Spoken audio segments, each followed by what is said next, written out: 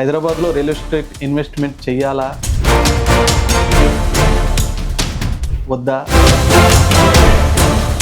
Hyderabad market చాలా potential గ్రోత్తో ఉందండి.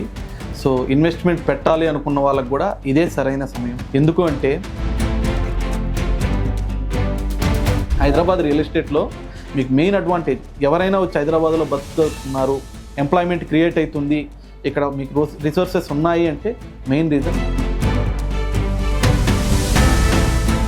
హైదరాబాద్లో రియల్ ఎస్టేట్లో ఇన్వెస్ట్మెంట్ పెట్టాలి అనుకున్న ప్రతి ఒక్కరికి కూడా this is the right time to invest in Hyderabad. ఎందుకు అంటే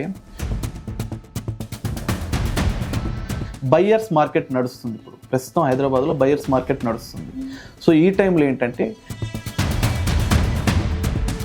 ఎప్పుడైనా కానీ సార్ రియల్ ఎస్టేట్లో ROI ఎలా ఉంటుందంటే, రిటర్న్స్ ఆన్ ఇన్వెస్ట్మెంట్స్ ఎలా ఉంటుందంటే, ఆంధ్రప్రదేశ్లో గవర్నమెంట్ మారిన తర్వాత అటువైపు ఎక్కువ అవకాశాలు ఉన్నాయి అని ఇక్కడ హైదరాబాద్లో ఇన్వెస్ట్ చేయడానికి ఆంధ్ర రీజన్ నుంచి వచ్చిన ఇన్వెస్టర్స్ కొంచెం ఆలోచిస్తున్నారు. వాళ్ళకి మొట్టమొదటి ప్రయారిటీ అమరావతి ఉంది అంటున్నారు. ఇది నిజమేనా? సో హైదరాబాద్కి ఇన్వెస్ట్మెంట్స్ ఓన్లీ ఏపీ నుంచి వస్తున్నాయా, తమిళనాడు నుంచి వస్తున్నాయా, కేరళ నుంచి వస్తున్నాయా, సౌత్ పార్ట్ నుంచే వస్తున్నాయా అనేది భ్రమండి.